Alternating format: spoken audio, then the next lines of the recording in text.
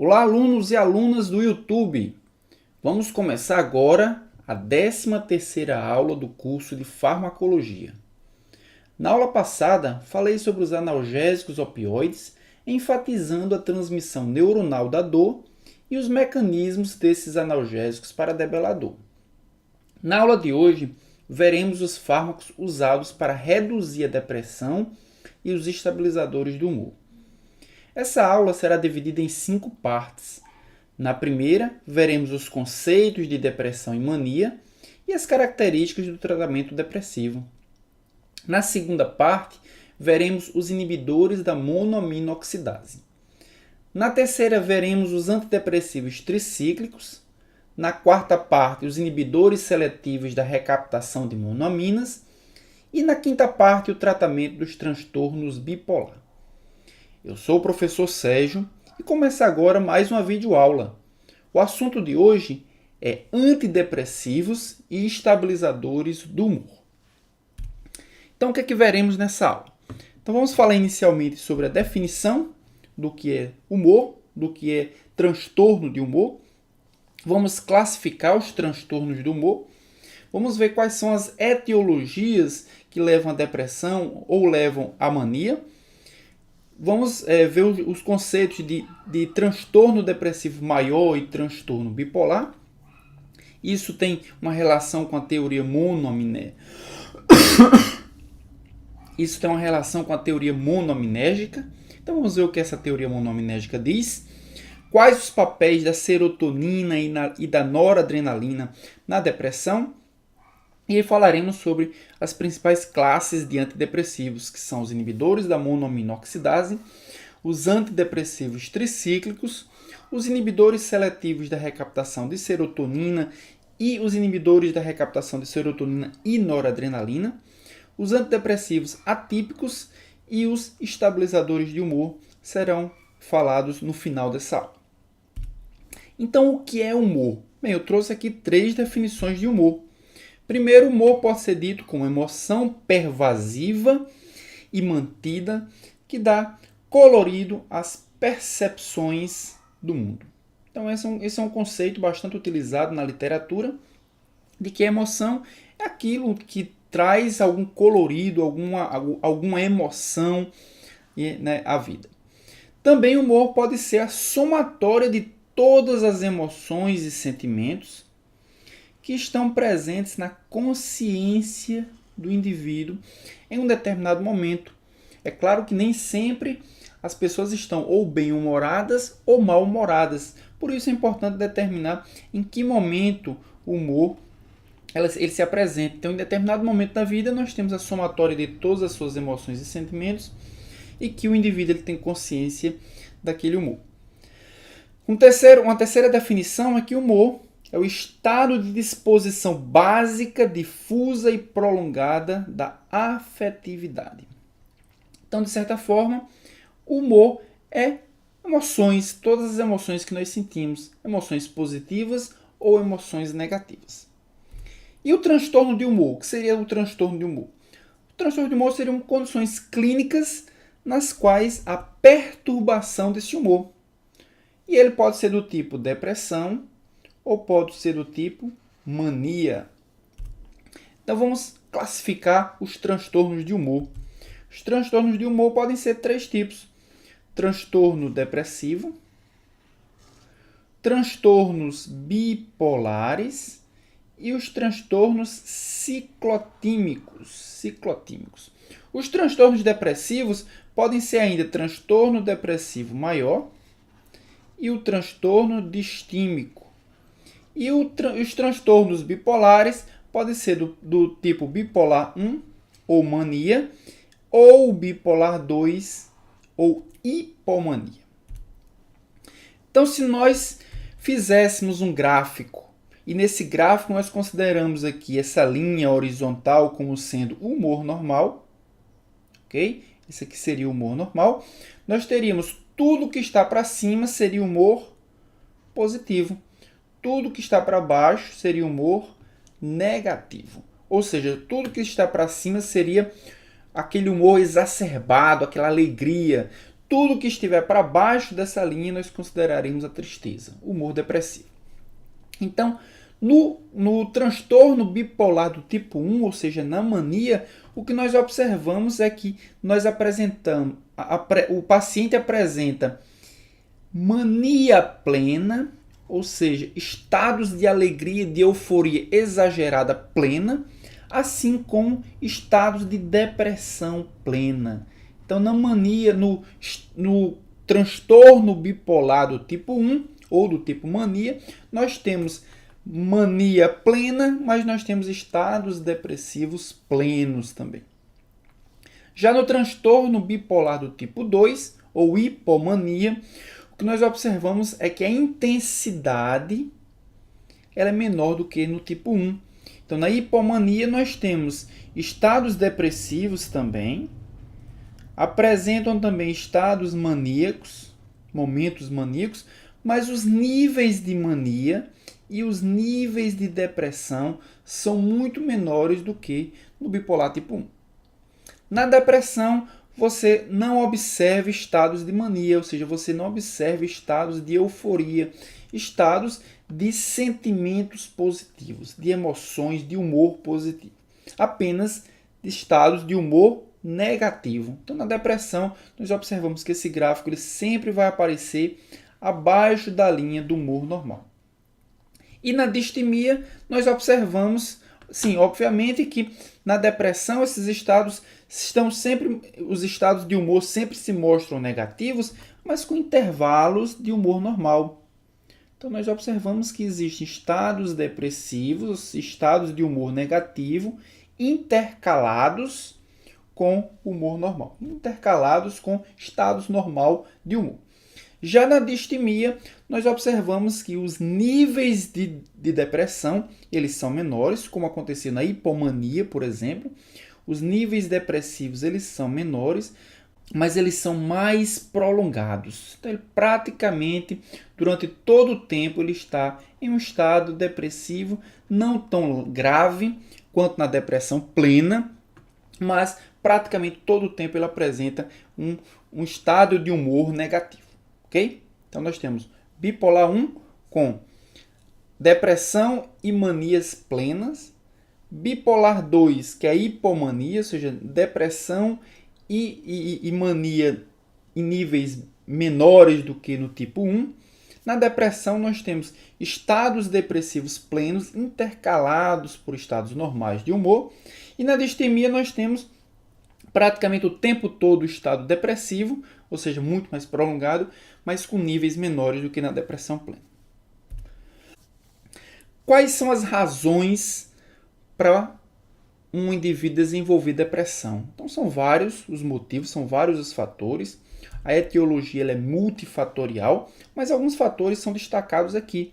Fatores psicológicos, como, por exemplo, capacidade de lidar com estresse. Muitas pessoas elas entram ou elas engatilham o estado depressivo pela incapacidade que elas têm de lidar com o estresse.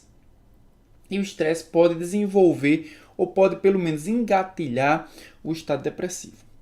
Também abuso e negligência na infância. Os traumas de infância podem ser responsáveis também, podem ser um dos fatores desencadeantes dos estados depressivos. A ausência da figura materna também é um fator psicológico importante. E algumas perdas, como perda de emprego, perda de entes queridos, separações, muitas vezes são fatores importantes que desencadeiam o estado depressivo. Todos eles são englobados no grupo dos fatores psicológicos. Mas existem outros fatores também, como fatores ambientais. O uso de substâncias psicoativas, substâncias que vão alterar o metabolismo neuronal. Isso pode desencadear também, pode ser um fator importante no desenvolvimento da depressão. A alteração de ritmos biológicos, da frequência cardíaca, alteração do metabolismo geral, tudo isso pode ser um fator importante para o desenvolvimento da depressão. Estilo de vida errático. Então, o indivíduo ele resolve mudar completamente o seu estilo de vida. Eventos adversos precoces, como por exemplo a morte de alguém, né? As perdas também podem ser encaradas nesse grupo dos fatores ambientais.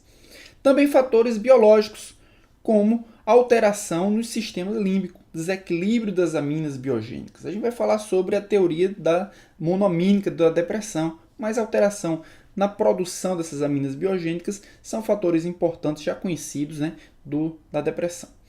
Também alterações endócrinas, alterações hormonais também são fatores importantes para a depressão.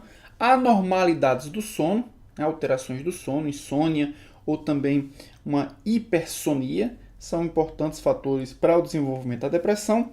E alterações de ritmos circadianos, né? Então, o indivíduo ele troca a noite pelo dia, então ele trabalha sempre à noite, ele dorme sempre durante o dia, e isso pode ser um fator importante para o desenvolvimento da depressão. E os fatores genéticos. A herança genética também já é bem conhecida, que ela pode ser um fator importante para desencadear a depressão nos seus descendentes. Então, o que nós vimos até agora foram alterações do humor, foram fatores que podem alterar o humor. Vamos agora ver especificamente os fatores que alteram o humor para o estado depressivo e posteriormente para o estado de mania. Depressão maior é o principal sintoma da depressão e ela se caracteriza pelo humor deprimido, ou seja, pelo humor abaixo da linha do humor normal, ou pela perda de interesse em praticamente todas as atividades. Bem, nós normalmente, qualquer ser humano, normalmente tem algum estado de depressão, tem algum momento de depressão. O que diferencia a depressão patológica da depressão fisiológica é que esse humor deprimido, essa perda de interesse, ocorre em praticamente todas as atividades e ela ocorre por pelo menos 2 semanas. Normalmente, uma pessoa que tem uma depressão fisiológica, ela não tem uma perda de interesse por todas as coisas e nem por mais de 2 semanas, né? Então, na depressão maior, o que acontece é a perda de interesse em praticamente todas as coisas por pelo menos 2 semanas.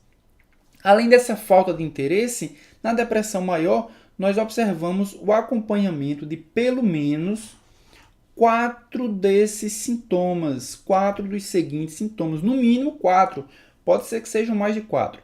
Então, a pessoa, além de perda de interesse, ela tem também insônia ou hipersonia, ou seja, uma dificuldade para dormir ou um excesso de sono. É um dos sintomas que pode ocorrer em alguém que tem depressão maior. Sentimento de desvalorização ou excesso de culpa. Muitas pessoas com depressão têm esse sentimento de desvalorização, que ela não é importante para ninguém, que ela não faz nada correto, que ela só erra. Também fadiga ou falta de energia. Muitas pessoas com depressão ficam o dia todo trancado em um quarto, deitado em uma cama, porque estão cansados, não conseguem trabalhar. Então essa fadiga ou essa falta de energia é um sintoma bem típico do estado depressivo. Redução da capacidade de pensar ou de se concentrar. Então o indivíduo não consegue pensar, não consegue se concentrar em nada. Muitas vezes isso é o que mais atrapalha o trabalho. Também alteração significativa no apetite ou no peso. Então as pessoas normalmente engordam muito, ganham muito peso, ganham muito apetite, ou perdem apetite, algumas delas perdem apetite também, e aí perdem peso. Retardo ou agitação psicomotora, e também pensamentos recorrentes de morte ou suicídio. Então, na depressão maior, nós temos perda de interesse em praticamente todas as atividades que a pessoa vinha realizando. Essa perda de interesse ela acontece por pelo menos 2 semanas, e é acompanhado de pelo menos 4 sintomas, como insônia, hipersonia, sentimentos de desvalorização ou excesso de culpa, fadiga, falta de energia, redução da capacidade de pensar ou de concentrar-se, alteração significativa no apetite ou no peso, retardo ou agitação psicomotora e pensamentos recorrentes de morte ou suicídio. Bem, mas a depressão, na maioria das vezes, ela é subdiagnosticada e, consequentemente, ela é subtratada, o que é um problema, nós veremos por quê. Então, nós temos aqui uma charge, um desenho, mostrando como uma mulher que apresenta alguns sintomas de depressão, ela é subdiagnosticada em diversas especialidades médicas. Então a mulher diz o seguinte: doutor, ando chorando muito, estou sem ânimo para nada, até para namorar. Será que estou com depressão? Ela falou isso para um endocrinologista. O endocrinologista disse: acho que não. Você deve estar com algum problema na tireoide e por isso ganhou peso e está desmotivada. Ela foi ao psicólogo e o psicólogo disse: acho que não. Você está chegando aos 50. Os filhos saíram de casa, o casamento deve ter perdido a graça. No ortomolecular, acho que não. Você precisa tomar umas vitaminas para deter a ação dos radicais livres no organismo. Aí no ginecologista, ela disse a mesma coisa e o ginecologista disse: acho que não. Você está entrando na menopausa e tem de fazer reposição hormonal. E no cardiologista, acho que não. Você ganhou uns quilinhos, o colesterol pode estar alto, precisa fazer exercício e dieta. O problema do subdiagnóstico da depressão é que quem não recebe o tratamento adequado e fica deprimido pela primeira vez, tem 50% de chance de enfrentar uma segunda manifestação da depressão. E se passar por um segundo estado depressivo, ela tem a possibilidade de 70% de ter um terceiro. E se tiver um terceiro, 80% de ter um quarto. E se tiver um quarto, 90% de ter um quinto. Então nós temos aí um aumento da capacidade. Cada vez que o indivíduo vai tendo estados depressivos, ele tem uma maior chance de ter um segundo, um terceiro e um próximo estado depressivo. Por isso que o diagnóstico da depressão é fundamental para que ele possa ser tratado o mais rapidamente possível e consequentemente, ele possa impedir que haja o desenvolvimento da depressão. Agora, por que algumas pessoas têm depressão? Então, isso ocorre porque há alteração no equilíbrio de alguns neurotransmissores. Se foi observado em alguns estudos que as emoções são controladas por 3 neurotransmissores: a serotonina, a noradrenalina e a dopamina. E que os níveis deles, de serotonina, noradrenalina e dopamina, e o equilíbrio entre eles, se modifica, ou seja, aumenta ou diminui, quando nossas emoções mudam também. Então significa o quê? Que o aumento de serotonina, de noradrenalina ou de dopamina, ou a redução deles, são produzidos para que nós possamos sentir a emoção certa para cada ocasião. Quando esses neurotransmissores apresentam reduções na sua produção, normalmente as pessoas desenvolvem o estado deprimido. Então, a partir daí, foi desenvolvida a teoria monoamínica da depressão. E a teoria monoamínica da depressão surgiu a partir da observação de outros fármacos que apresentavam relação com o humor ou com o sentimento das pessoas. Então, se observou 3 fármacos que não são antidepressivos, mas que apresentaram relação com mudanças do estado de humor.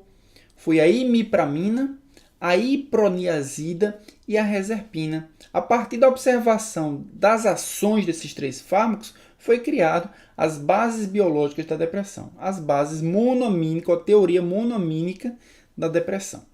A imipramina é um agente antipsicótico, era utilizado como agente antipsicótico. E se observou que as pessoas que faziam tratamento com a imipramina, elas apresentavam uma ação antidepressiva, elas melhoravam da depressão. Bem, o mecanismo de ação da imipramina é o bloqueio do transportador de serotonina. A serotonina, ela age na fenda sináptica, ela é recaptada pelo neurônio serotoninérgico e ela vai ser degradada pela monoaminoxidase. Com o bloqueio do transportador pré-sináptico de serotonina, esse neurotransmissor ele fica mais tempo na fenda sináptica. Permanecendo mais tempo na fenda sináptica, nós temos um aumento no tempo de ação da serotonina. Então, imaginou-se que, como a imipramina age inibindo a recaptação de serotonina, provavelmente a serotonina tem uma importante função no estado depressivo. O segundo fármaco foi a iproniazida, que é um agente antituberculoso, utilizado na tuberculose, no tratamento quimioterápico da tuberculose. E ela também apresentou uma ação antidepressiva. O mecanismo de ação da iproniazida é a inibição da monoaminoxidase, da MAO. Ao inibir a MAO, ela inibe a degradação das monoaminas, inibe a degradação da serotonina, da dopamina e também da noradrenalina. Então, imaginou-se que realmente a serotonina estava envolvida com o estado depressivo, já que ao impedir a recaptação, melhora-se da depressão. Ao impedir a sua degradação, melhora-se também da depressão. Mas provavelmente outras monoaminas estavam envolvidas, como a dopamina e como a noradrenalina, já que a monoaminoxidase degrada as três.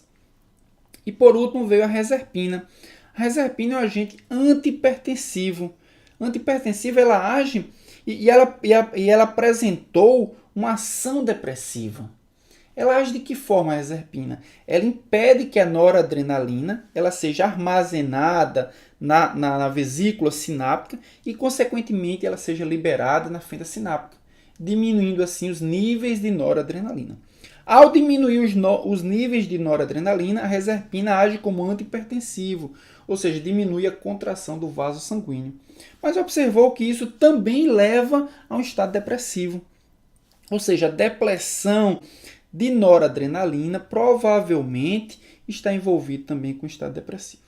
Então criou-se aí a teoria monoamínica da depressão. Mas qual então as ações desses três neurotransmissores que podem estar envolvidos com a regulação do estado de humor? Bem, a noradrenalina ela tem algumas funções importantes, como a atenção, motivação, prazer e recompensa, ou seja, diminuições dos níveis de noradrenalina, diminui a atenção. A gente viu que um dos sintomas da depressão é justamente a falta de concentração e a falta de atenção. Também diminui a motivação, diminui o prazer e diminui a recompensa, que são sintomas importantes do estado depressivo. A dopamina ela está relacionada com as funções do estado de alerta. Então, diminuições da dopamina vão diminuir também o estado de alerta, vão diminuir também a concentração das pessoas. E a serotonina está envolvida com o estado obsessivo-compulsivo. A dopamina com a serotonina também estão envolvidas com a ansiedade. E aí acredita-se que as ações das três, da noradrenalina, da dopamina e da serotonina, estão relacionados com o estado de humor. Bem, o que se observou-se pela teoria das monoaminas cerebrais é que, principalmente, o déficit de noradrenalina e de serotonina estão envolvidos com os estados depressivos. E que os excessos desses neurotransmissores estão envolvidos com o estado de mania. A serotonina também, a depressão pode estar envolvida com alterações dos receptores, ou por disfunção dos receptores, ou por dessensibilização dos receptores, ou por diminuição do número de receptores que podem se ligar aos neurotransmissores. De qualquer forma, o que se acredita hoje é que essas três monoaminas provavelmente estão envolvidas com o estado depressivo. E que a noradrenalina e a serotonina são os mais bem estudados e que provavelmente têm uma ação mais importante. Então, vendo aqui só a serotonina e noradrenalina, as funções que podem ter relação com a depressão. A serotonina liberada na medula espinhal controla a percepção da dor, a regulação visceral e o controle motor, enquanto que a serotonina liberada no prosencéfalo modula o humor, a cognição e também controla a função endócrina. Já a noradrenalina, liberada no sistema nervoso central, controla a vigilância, a resposta ao estresse, as funções neuroendócrinas, o controle da dor e também atividades do sistema nervoso simpático. Isso mostra que deficiências na produção dessas monoaminas podem estar relacionadas a muitos sintomas típicos da depressão. Só relembrar como é que funciona o metabolismo da serotonina, da noradrenalina e da dopamina. Esse aqui é o neurônio serotoninérgico. Então, um neurônio serotoninérgico, nós temos transportadores de triptofano. O triptofano, ao entrar no neurônio serotoninérgico, ele vai ser transformado inicialmente no 5-hidroxitriptofano pela enzima triptofano hidroxilase. Ao se transformar em 5-hidroxitriptofano, posteriormente, ele vai sofrer ação da L-aminoácido aromático descarboxilase, sofreu aqui uma descarboxilação, se transformando em 5-hidroxitriptamina, ou seja, se transformando em serotonina. Serotonina vai ser armazenada na vesícula sináptica. Ao ser transportado por transportadores do tipo VMAT, nós temos aqui o armazenamento. Após um potencial de ação, essa serotonina vai ser liberada na fenda sináptica. Ao ser liberada, ela vai agir em receptores pós-sinápticos, são receptores que vão propagar esse potencial de ação. Também receptores pré-sinápticos, que são autorreceptores, são receptores inibitórios, que vão impedir, bloquear ou reduzir a liberação de mais serotonina na fenda sináptica, ou podem ser recaptados através de transportadores específicos. No caso da serotonina, nós temos o transportador SERT, transportador de serotonina. Essa serotonina transportada para o interior do neurônio, ela pode ser rearmazenada em uma vesícula sináptica ou ela pode ser degradada pela enzima monoaminoxidase, gerando metabólitos inativos. Já o neurônio dopaminérgico ou neurônio noradrenérgicos, eles possuem transportadores não de triptofano, mas transportadores de tirosina. A tirosina vai se transformar inicialmente na L-dopa e posteriormente na dopamina. Os neurônios dopaminérgicos, a síntese acaba aí. A dopamina vai ser transportada para dentro da vesícula sináptica através do mesmo transportador, o VMAT. E nós temos acúmulo de noradrenalina. Em neurônios noradrenérgicos, nós temos um passo seguinte, onde a dopamina é transformada em noradrenalina. Da mesma forma, o potencial de ação é responsável pela liberação ou de dopamina ou de noradrenalina na fenda sináptica.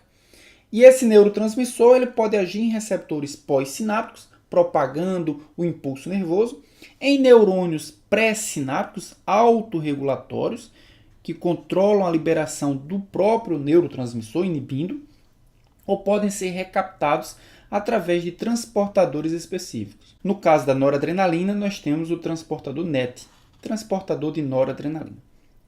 Da mesma forma que aconteceu com a serotonina, a noradrenalina pode ser rearmazenada em vesículas sinápticas ou pode ser degradada pela monoaminoxidase, produzindo metabólitos inativos. E acaba o efeito, então, da noradrenalina, acaba o efeito, então, da dopamina.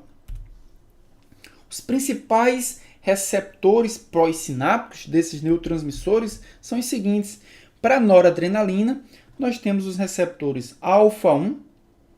Os receptores alfa-1 são receptores do tipo excitatórios, que controlam e ativam uma enzima chamada de fosfolipase C.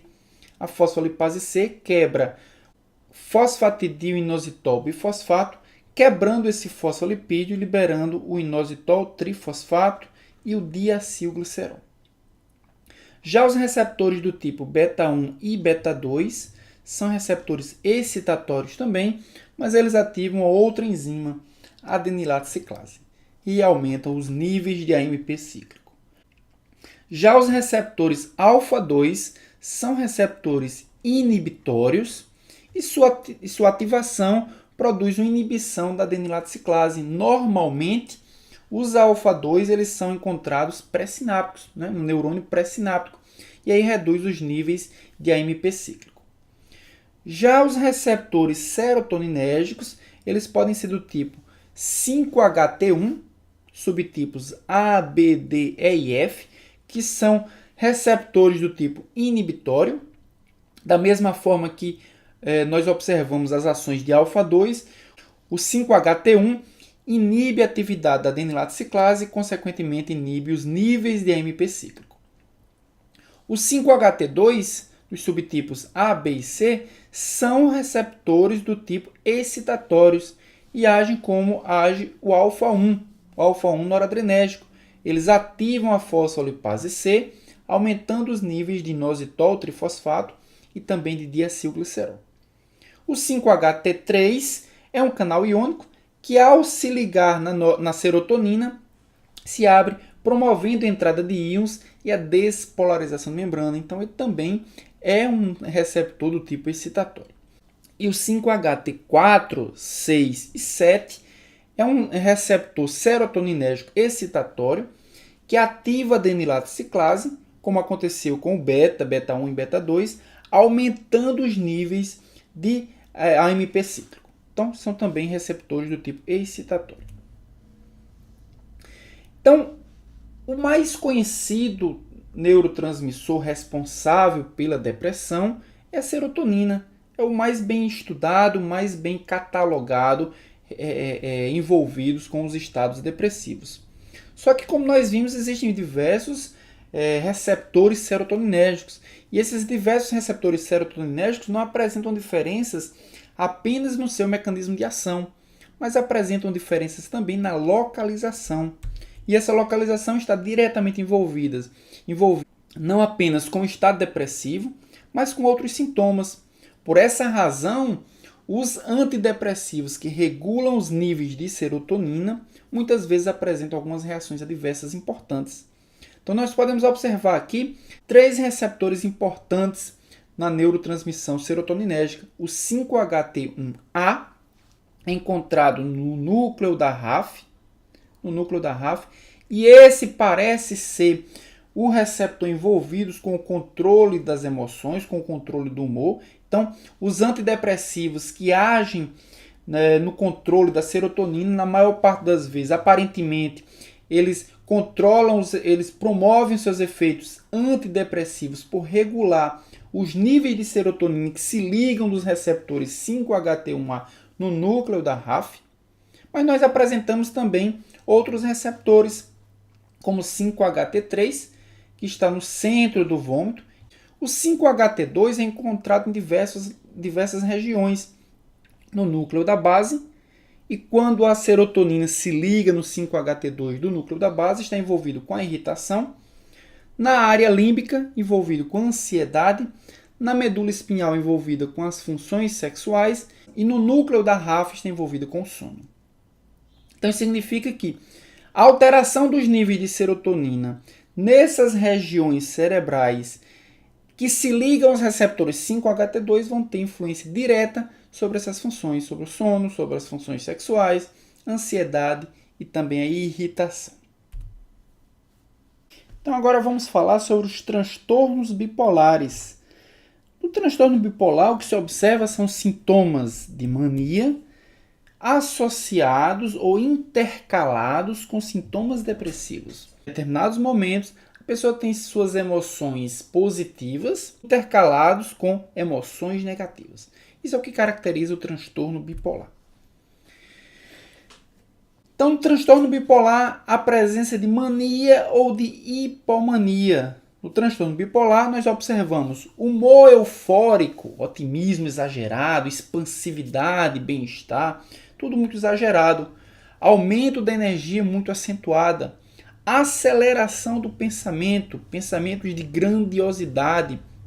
São pessoas altamente distraídas, apresentam insônia, aumento acentuado das atividades cerebrais. Aumento do discurso, são pessoas que falam muito. E ações impulsivas, são pessoas que não pensam, elas agem, depois elas veem as consequências. Então isso caracteriza o estado de mania ou hipomania. Então nós vimos o estado depressivo nos slides anteriores. Aqui nós estamos vendo o estado de mania ou de hipomania. Então, o paciente bipolar, ele frequenta os dois sintomas. Em determinados momentos, ele está no estado de mania, ou seja, com seu humor eufórico, otimismo exagerado. Em determinados momentos, ele está no seu estado depressivo, ou seja, os sintomas mostrando diminuição do humor.